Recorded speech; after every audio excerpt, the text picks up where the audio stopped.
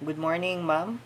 My name is Jairi M. Luzana, and I will be discussing about my instructional design as part of my virtual defense. So firstly, I'd like to discuss about my lesson plan or my instructional design. My lesson was kaugnayan sa pagpapahalaga at virtud, which is found in the DepEd ESP 7.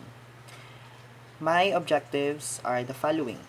A. Natutukoy ang kahulugan sa kahalagahan ng pagpapahalaga. B. Naiisa-isa ang mga katangian ng pagpapahalaga.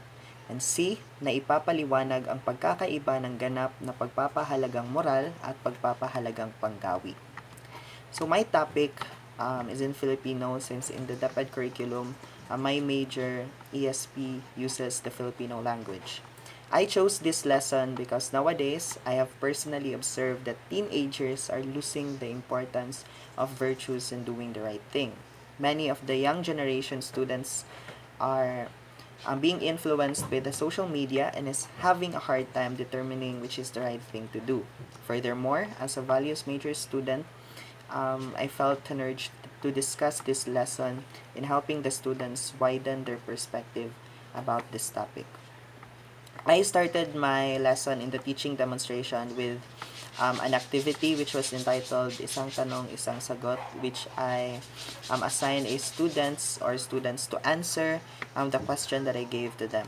So this reflective question enabled them to be interactive and to connect to me and to the lesson that they were learning.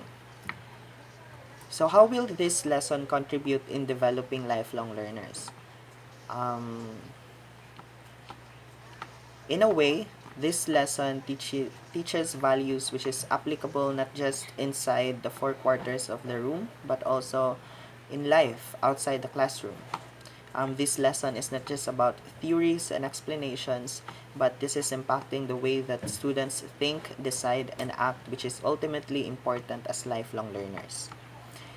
In terms of the innovative teaching pedagogies that I used, I did not use the most common tools that traditional teachers uses. Instead, I took advantage of the modern technologies that are available and are user-friendly, such as PowerPoint and Excel in checking their attendance.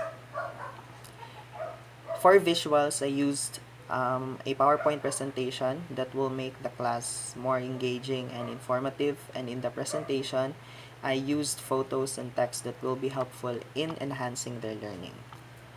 So were the intended learning outcomes achieved, and how did I assess them?